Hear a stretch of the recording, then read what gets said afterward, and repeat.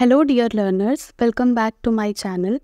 आज के इस वीडियो में हम एक स्पेशल सीरीज़ लॉन्च कर रहे हैं जिसमें मैं जितने भी इम्पॉर्टेंट बेसिक साइंस के जो टॉपिक्स होते हैं जो जनरल एग्ज़ाम्स में पूछे जाते हैं, लाइक जो पीएससी के या फिर स्टेट गवर्नमेंट के जो एग्ज़ाम्स होते हैं, जिसमें पूरा तो साइंस नहीं आता लेकिन बेसिक साइंस बहुत पूछा जाता है।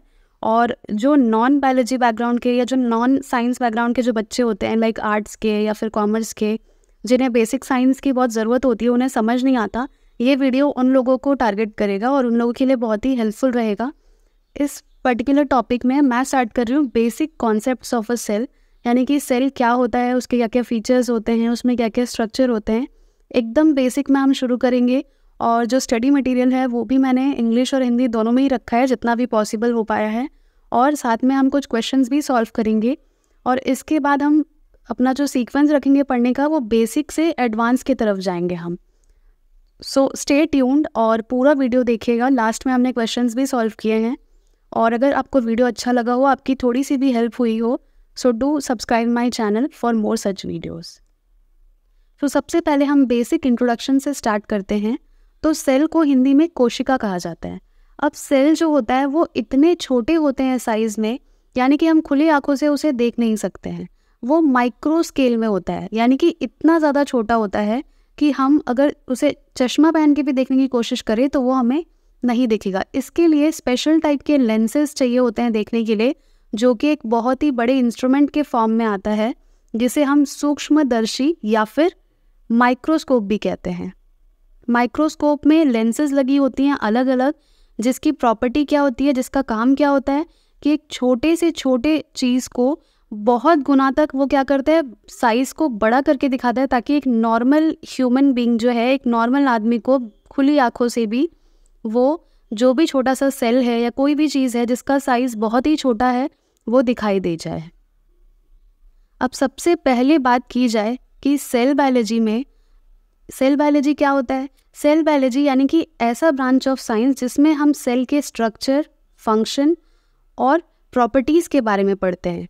जो ऐसा साइंस जो हमें सिर्फ ये बताता है कि सेल क्या है, सेल किस चीज़ का बना है, सेल का इम्पोर्टेंस क्या है, यानी कि वो हमारे बॉडी के लिए, या फिर अगर लिविंग ऑर्गेनिज्म की बात की जाए, जो मानव शरीर है उसमें उसका क्या उपयोग है, क्या यूज़ है उसका, उसे हम कहते हैं सेल बायोलॉजी। यानी कि बायोलॉजी ऑफ सेल के बारे में पढ़ना हम क्या कहते हैं, cell biology.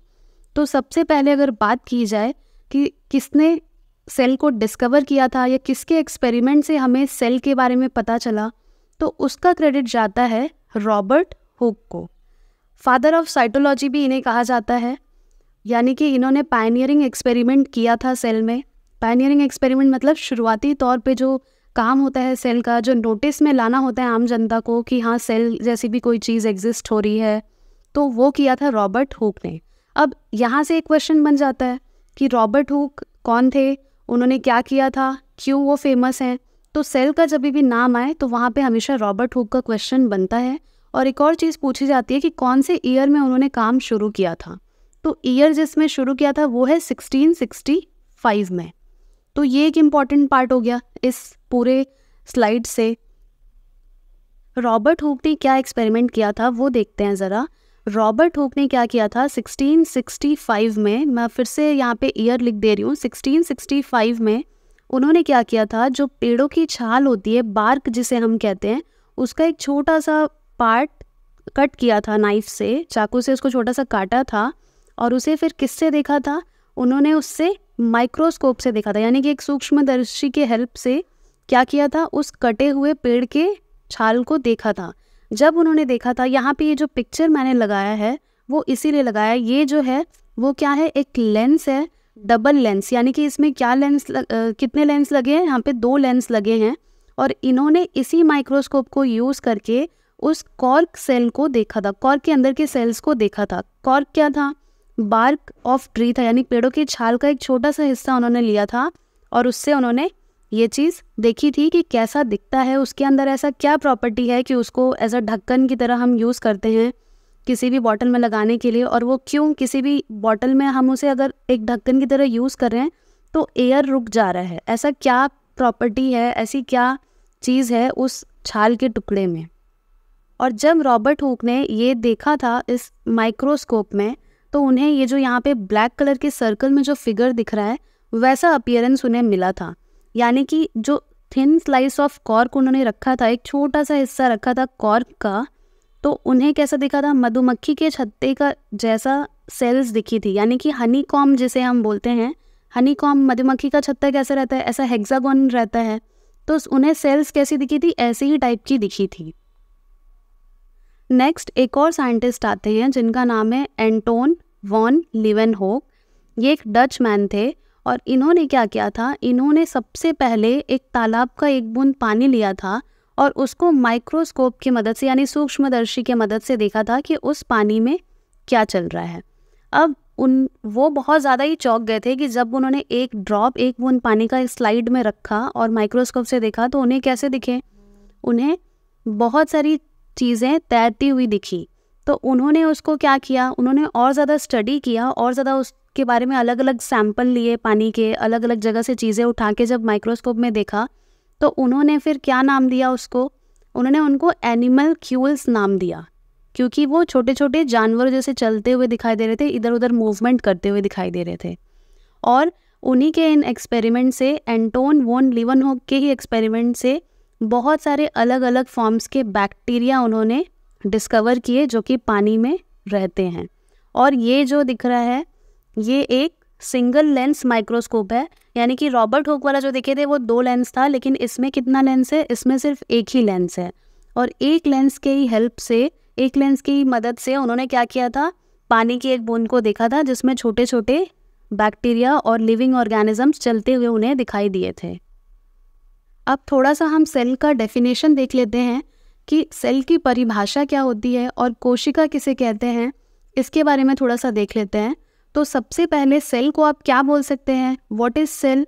So cell is the smallest basic unit of life. Cell क्या होता है, सबसे छोटा इकाई, यानी कि कोई भी जो लिविंग ऑर्गेनिज्म है, लिविंग यानी कि जो जिंदा ऑर्गेनिजम्स यहाँ धरती पर एग्जिस्ट कर रहे हैं, जिनके शरीर में जान होता है, जो बाहरी चीज़ों को रिस्पॉन्ड करते हैं, स्टिमुलस को समझते हैं, उनको कहा जाता है लिविंग ऑर्गेनिज्म। और उन लिविंग ऑर्गेनिज्म के बॉडी का सबसे छोटा इकाई होता है सेल।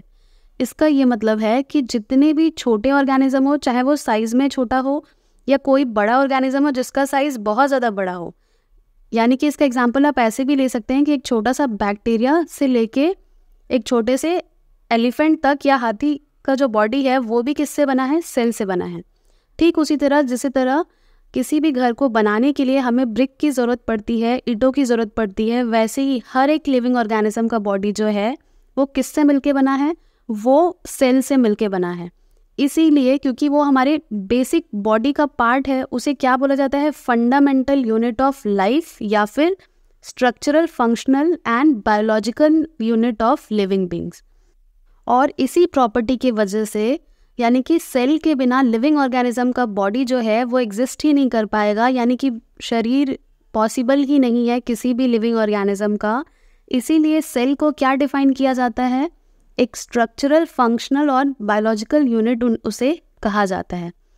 और साथ ही साथ it is also known as building blocks of life. जैसे मैंने ब्रिक का एग्जाम्पल दिया कि हमें घर बनाने के लिए, कंस्ट्रक्शन के लिए ईंटों की ज़रूरत होती है, ठीक वैसे ही एक ह्यूमन बॉडी या किसी भी लाइफ फॉर्म को बनाने के लिए जो बिल्डिंग ब्लॉक होता है, यानी जो चीज़ें हमें चाहिए होती है, वो होता है सेल। बेसिक होता है सेल। अब बहुत सारी सेल्स मिलके टिश्यू बनाती है, बहुत सारे टिश्यू मिलके ऑर्गन्स बनाते हैं। तो हमें चाहिए क्या, सबसे पहले हमें चाहिए सेल। अब नेक्स्ट देखते हैं सेल थ्योरी। इससे पहले हमने देखा कि सेल की डिस्कवरी सबसे पहले किसने की, तो हमने रॉबर्ट हुक का नाम पढ़ा, उनका एक्सपेरिमेंट के बारे में थोड़ा सा देखा। एंटोन वॉन लीवेनहोक ने क्या किया, सबसे पहले बैक्टीरिया की खोज की थी उन्होंने, यानी अलग अलग बैक्टीरिया के फॉर्म्स को पानी में से आइसोलेट करके उन्होंने पढ़ा था। और नेक्स्ट अब देखते हैं सेल थ्योरी क्या होता है, किसने उसे दिया है। तो सेल थ्योरी जो है वो एक जर्मन बॉटनिस्ट, यानी कि वनस्पति शास्त्र जो पढ़ते हैं उन्हें हम कहते हैं बॉटनिस्ट, बॉटनी जो पढ़ते हैं। और दूसरा होता है जूलॉजी। जूलॉजी क्या होता है, जीव विज्ञान जो पढ़ते हैं, प्राणी शास्त्र जो पढ़ते हैं। अब जो जूलॉजिस्ट और बॉटनिस्ट का एक कॉम्बिनेशन था जिसे हम बोलते हैं मैथियास क्लेडेन एंड थियोडोर स्कॉन, ये दोनों ने मिलके क्या दिया था, सेल थ्योरी दिया था। अब सेल थ्योरी के क्वेश्चंस कैसे पूछे जाएंगे बहुत ध्यान से देखिएगा। सबसे पहले ये दोनों ने मिलके इसे क्या बोले थे, Schleiden and Schwann theory, cell theory उन्होंने दिया था। तो बेसिकली इसमें 2 ही पॉइंट्स को कवर किया था इन्होंने बोला था कि all organisms are composed of 1 or more sales. जैसा कि हम कह रहे हैं, जैसे कि घर सिर्फ एक ईंट से नहीं बनता, वैसे ही लिविंग ऑर्गेनिजम्स का बॉडी भी सिर्फ एक सेल से नहीं बनता, मिलियंस ऑफ सेल होते हैं, यानी सैकड़ों करोड़ों सेल्स होते हैं, तब जाके एक लाइफ फॉर्म बनता है। सभी जीव एक या अधिक कोशिकाओं से बने होते हैं। ये उनका पहला पोस्टुलेट था, यानी पहला पॉइंट उन्होंने रखा था। और दूसरा पॉइंट उन्होंने क्या रखा था कि the cell is the structural unit of life, यानी कि कोशिका जीवन की क्या है, बेसिक यूनिट है। संरचना जो होती है किसी भी लाइफ फॉर्म की, चाहे वो मानव शरीर हो या कोई एनिमल फॉर्म हो, उनका बेसिक यूनिट क्या होगा, सेल। तो ये क्या हो गए, 2 पॉइंट्स हो गए। लेकिन कुछ टाइम बाद जब ये थ्योरी रखी गई थी, एक और पॉइंट उसमें ऐड हुआ था, जो किसने रखा था, रुडोल्फ वर्चाउ ने रखा था। उन्होंने ये बोला था कि ये 2 पॉइंट तो ठीक है, वैलिड है, बिल्कुल सही है, लेकिन इसके अलावा भी एक मेन पॉइंट है जो रह जा रहा है, जो पता होना चाहिए। तो वो पॉइंट उन्होंने क्या रखा था, cells can arise only by division from a pre existing cell.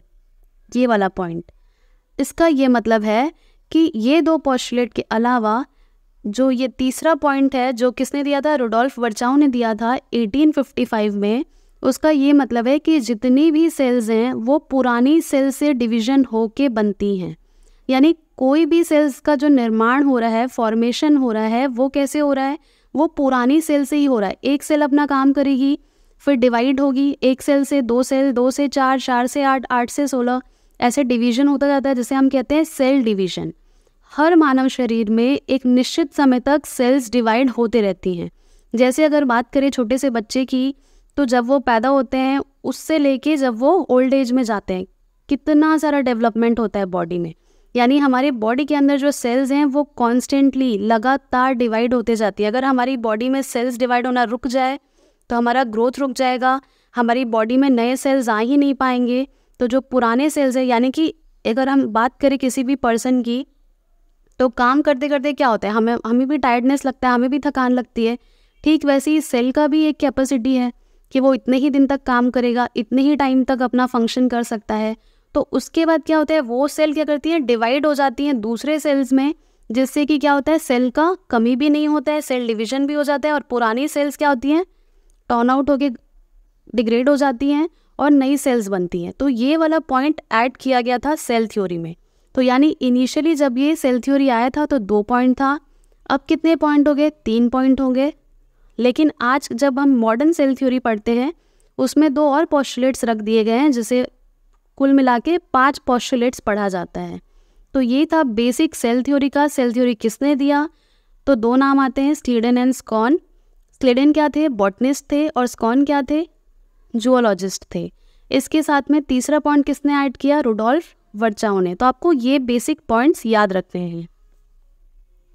अब बात करते हैं कुछ बेसिक प्रॉपर्टीज ऑफ सेल्स, यानी जो हमारी कोशिकाएं होती हैं हमारे शरीर में, उनका मूल गुण क्या होता है, यानी कि उनकी प्रॉपर्टीज क्या क्या होती हैं।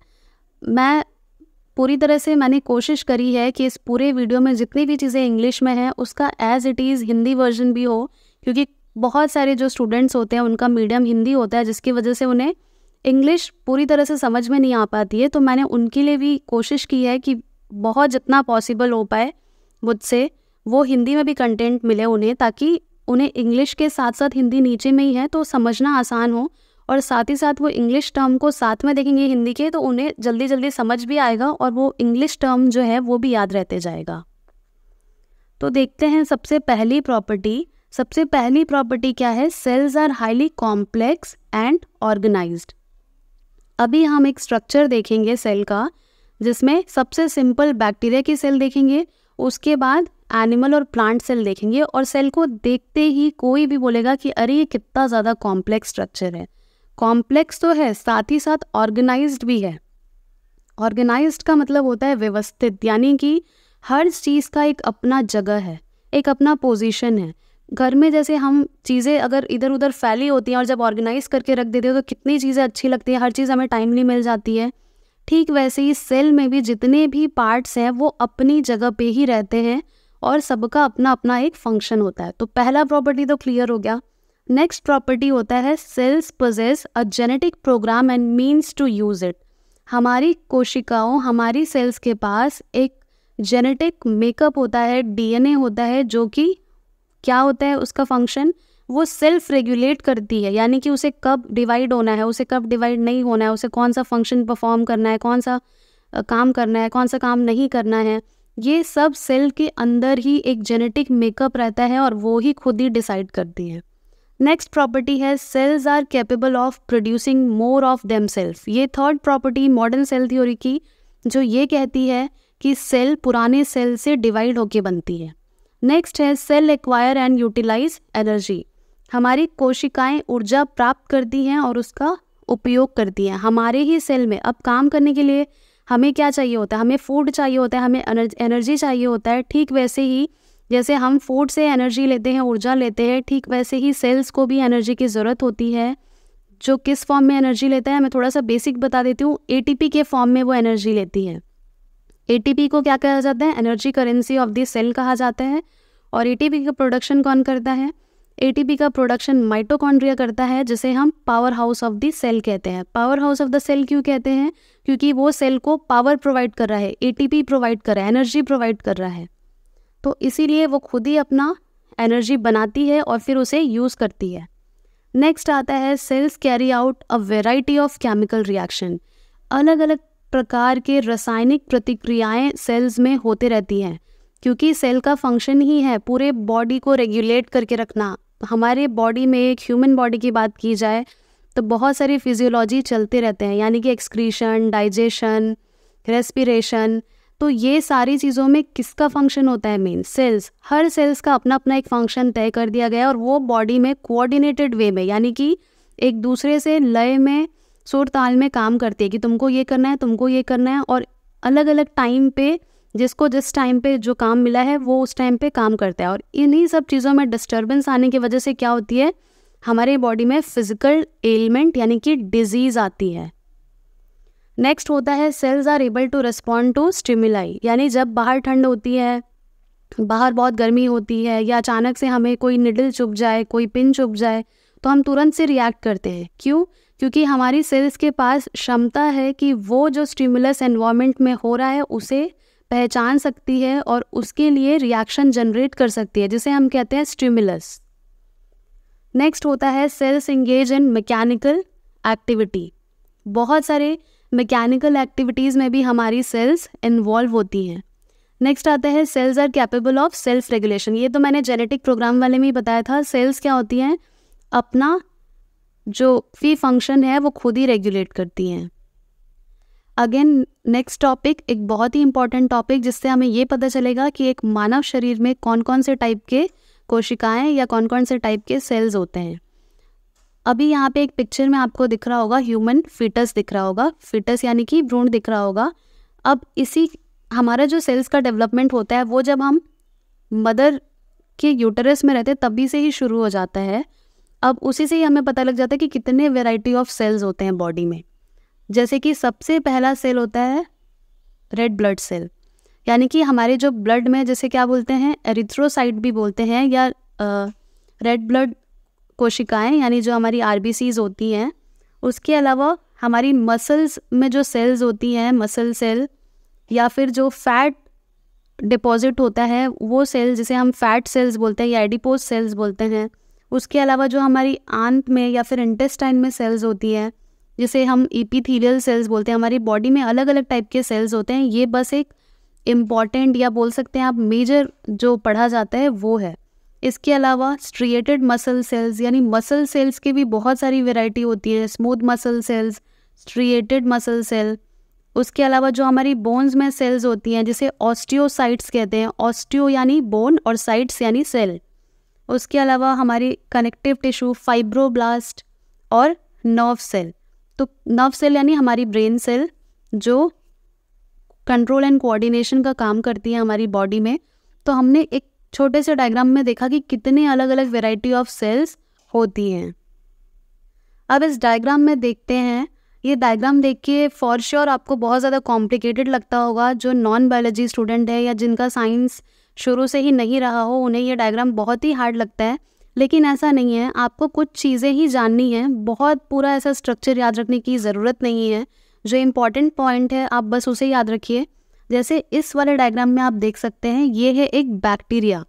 अब बैक्टीरिया क्या होता है? सबसे सिंपल फॉर्म ऑफ सेल। अब जैसे आपको पता होगा, आप बहुत सारी चीज़ें पढ़ते हैं पीएससी में, गवर्नमेंट एग्ज़ाम में, तो आपने ये चीज़ें पढ़ी होंगी कि सबसे पहले जो लाइफ ओरिजिनेट हुआ अर्थ पे, वो कौन आए? वो बैक्टीरिया है। अब डायरेक्टली ह्यूमन बीइंग या मानव शरीर तो आ नहीं जाएगा। हमेशा इवोल्यूशन क्या कहता है, जो सिंपल चीज़ें हैं वो पहले आती हैं। अब सिंपल चीज़ों में टाइम के साथ, समय के साथ बदलाव होते होते वो क्या होता है, वो डेवलप होता है, कॉम्प्लेक्सिटी आती है और उसमें मॉडिफिकेशन होता है, फिर जाके बहुत ही एडवांस टेक्निक या चीज़ें आती हैं। तो सबसे पहले जो अर्थ पे आया वो है बैक्टीरिया। अब बैक्टीरिया कैसा है? सबसे सिंपल फॉर्म ऑफ सेल उन्हें बोला जाता है, और बैक्टीरिया के लिए एक टर्म यूज़ होता है प्रोकैरियोट्स। अब यहाँ पे ध्यान से देखिएगा, जो भी मैं कह रही हूँ उसे प्लीज़ समझने की कोशिश कीजिए, और मैं ट्राई कर रही हूँ कि जितनी ज़्यादा हिंदी मैं बोल सकती हूँ, क्योंकि I am very Frank and I am very honest कि मुझे बहुत ज़्यादा हिंदी नहीं आती है साइंस के टर्म्स में। यानी कि हिंदी में बोल सकती हूँ, लेकिन जो एक्सप्लेनेशन होता है, जो टर्म्स होते हैं जो इंग्लिश में हैं, वो हिंदी में बहुत ज़्यादा डिफ़िकल्ट होते हैं। और मेरे लिए I own a huge respect for all of you people जो हिंदी में साइंस को पढ़ते हैं। मैं ये चीज़ बताना चाहूँगी, मेरे से कई लोग अग्री भी करते होंगे, डिसअग्री भी करते होंगे, लेकिन साइंस जो है वो हिंदी में बहुत ज़्यादा डिफ़िकल्ट होता है as compare to English. English आप पढ़ के समझ सकते हैं, लेकिन हिंदी को थोड़ा सा समझना मेरे लिए थोड़ा सा कॉम्प्लिकेटेड है, लेकिन मैंने बहुत हद तक कोशिश की है कि आपको चीज़ें समझ में आ जाएं। अब सेल्स जो होते हैं वो दो टाइप के होते हैं, दो प्रकार के होते हैं। सबसे सिंपल सेल को हम कहते हैं प्रोकैरियोट्स, और जो कॉम्प्लेक्स वन होता है जिसमें हमारे सेल्स या एनिमल सेल्स आते हैं, उन्हें हम कहते हैं यूकैरियोट्स। तो यहाँ पे ए में जो डायग्राम आपको दिख रहा है वो है एक सिंपल बैक्टीरियल सेल का डायग्राम, यानी कि प्रोकैरियोटिक सेल, जिसमें क्या होता है कि कोई भी कॉम्प्लेक्स चीज़ें नहीं होती, उनका बॉडी बहुत ज़्यादा सिंपल होता है। आप यहाँ पे देख भी सकते हैं कंपेयर करके फिगर ए और फिगर बी। बी जो है वो प्लांट सेल है, यानी कि एक यूकैरियोटिक सेल का एग्जाम्पल है। तो आप दोनों में ये डायग्राम से ही कंपेयर कर लीजिए कि बी वाले में कितनी सारी चीज़ें दिख रही हैं, सब पार्ट्स दिख रहे हैं, बहुत ही कॉम्प्लेक्स दिख रहा है। वहीं जो ए है उसमें क्या दिख रहा है, एक न्यूक्लियर दिख रहा है, यानी कि इसमें न्यूक्लियस भी प्रेजेंट नहीं होता है। न्यूक्लियस क्या होता है? हमारे सेल का ब्रेन होता है, यानी कि जो मैं बात करी थी, सेल सेल्फ रेगुलेटिंग होता है, चीज़ें खुद से करता है, क्योंकि वो डीएनए को होल्ड करता है। अब डीएनए कहाँ होता है? न्यूक्लियस में। तो सबसे पहले आप दोनों फिगर में देखिए कि न्यूक्लियस कहाँ प्रेजेंट है। ये प्लांट सेल है, मैं यहाँ पे लिख दे रही हूँ प्लांट सेल, और ये एक बैक्टीरियल सेल है। अब प्लांट सेल में न्यूक्लियस आपको दिख रहा हो, क्यों? क्योंकि ये एक यूकैरियोटिक सेल है। तो सबसे पहला पॉइंट क्या निकल के आया कि बैक्टीरियल सेल या फिर prokaryotic cell lacks nucleus. Nucleus नहीं होता है। न्यूक्लियस जैसा ही एक ऑर्गन होता है जिसे हम न्यूक्लियोइड कहते हैं। अब न्यूक्लियस में क्या होता है? डीएनए। तो न्यूक्लियस तो है नहीं बैक्टीरिया में, तो वो कैसे रहता है? सर्कुलर फॉर्म में ही रहता है यहाँ पे, और जिसे हम क्या देते हैं? न्यूक्लियोइड। और हर सेल के बाहर की बाउंड्री को हम कहते हैं प्लाज्मा मेम्ब्रेन। ये दोनों ही प्रोकैरियोट हो चाहे यूकैरियोट हो, कॉमन होगा। अब यहाँ पे आप एक इम्पॉर्टेंट चीज़ देख सकते हैं कि बैक्टीरिया का सेल में और प्लांट के सेल में या यूकैरियोटिक सेल में राइबोसोम कॉमन होता है। राइबोसोम आपको यहाँ भी मिलेगा, और राइबोसोम आपको कहाँ मिलेगा? यहाँ प्लांट सेल में भी मिलेगा, यानी कि यूकैरियोटिक सेल में भी मिलेगा। तीसरी चीज़ कैप्सूल।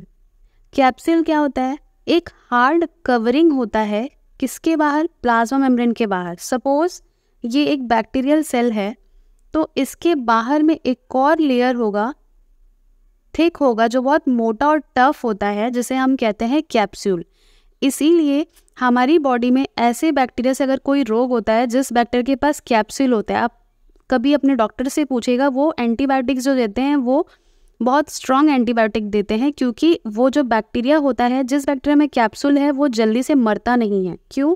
क्योंकि उसके प्लाज्मा मेम्ब्रेन के बाहर इतना बड़ा कवरिंग है जो कि क्या करता है? बैक्टीरिया का बचाव करता है, उसके पूरे सेल को खराब होने से, डिग्रेड होने से रोकता है। वो बहुत रफ एंड टफ होता है। इसीलिए ऐसी डिजीज़ जो कैप्सूलर बैक्टीरिया से होता है वो जल्दी ठीक नहीं होता है।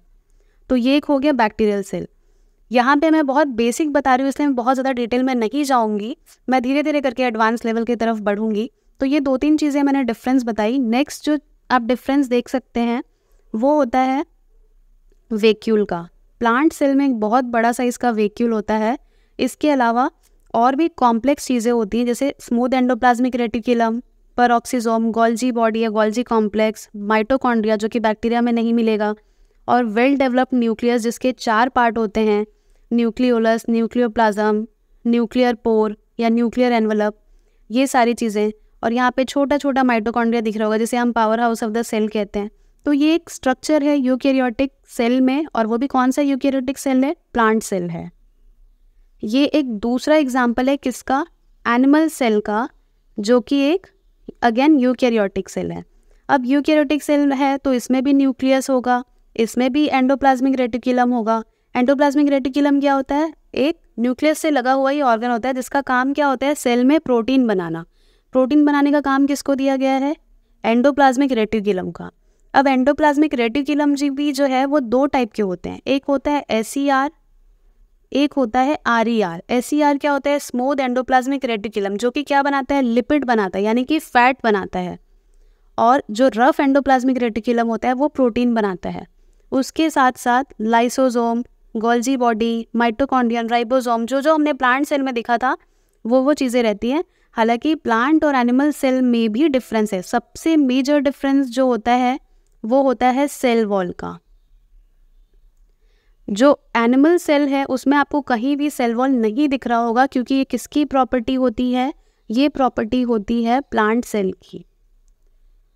इसके अलावा भी बहुत सारे डिफरेंस होते हैं, जब हम पढ़ेंगे इसको डिटेल में तो देखेंगे। एक सेंट्रियोल जो सिर्फ एनिमल सेल में आपको मिलेगा, और जैसा कि हमने प्लांट सेल में देखा कि वैक्यूल बहुत बड़े साइज़ का था, लेकिन एनिमल सेल में कैसा होता है वैक्यूल? एनिमल सेल में बहुत ही छोटे छोटे वैक्यूल्स होते हैं, यानी कि बहुत ज़्यादा बड़े साइज़ के प्लांट सेल जैसे नहीं होते हैं, छोटे छोटे होते हैं साइज़ में। अब कुछ क्वेश्चंस फटाक से सॉल्व करते हैं। ये तो मैंने जो भी इस पूरे आज के वीडियो से निकल के आ रहे थे क्वेश्चंस वो सब मैंने बताए हैं। इसके अलावा भी हम जब पूरा बेसिक से एडवांस पढ़ लेंगे तो एक सेपरेट वीडियो रखेंगे जो सिर्फ और सिर्फ क्वेश्चंस को डील करेगा। तो देखते हैं question. The term cell was given by, ये तो आप सभी बता देंगे, Robert Hooke in 1665। Name the outermost boundary of the cell. तो सबसे आउटर मोस्ट बाउंड्री सेल की क्या होती है? Plasma membrane. इसके अलावा विच of the following is a functional unit of body. Body का अभी जस्ट हमने पढ़ा, स्ट्रक्चरल एंड फंक्शनल यूनिट क्या होता है? सेल होता है। नेक्स्ट देखते हैं, which of the following is known as powerhouse of a cell. Powerhouse किसे बोलते हैं? माइटोकॉन्ड्रिया को। क्यों बोलते हैं? क्योंकि वो ATP का प्रोडक्शन करता है, यानी कि सेल को एनर्जी देता है, या जिसे हम कहते हैं पावर देता है सेल को। Dash is the study of the cell, its type, structure, function and its organelles. अभी जस्ट हमने पढ़ा, which branch of science deals with the study of cell and it types? Cell biology. So आज का session जो था, I hope आप सभी को बहुत अच्छा लगा होगा, स्पेशली उन स्टूडेंट्स को जो बेसिक साइंस से डील करते हैं, यानी कि जिनका science as a major subject नहीं है लेकिन उन्हें बहुत ज़्यादा पढ़ना पड़ता है। किस पर्पज़ से? अलग अलग एग्ज़ाम्स के पर्पज़ से। तो अगर आपको मेरे समझाना या फिर मेरा कुछ भी पॉइंट अच्छा लगा हो, प्लीज़ इसे लाइक कीजिएगा, क्योंकि लाइक होने से या चीज़ें अगर आपको अच्छी लगती है, आपकी थोड़ी सी भी हेल्प हो, तो जो भी वीडियो बनाता है, मैं सिर्फ अपनी बात नहीं कर रही हूँ, किसी भी एजुकेटर की बात कर रही हूँ, ये बहुत ज़्यादा मोटिवेट करता है उन्हें। And also like, share and subscribe my channel for more such videos. Thank you so much for watching.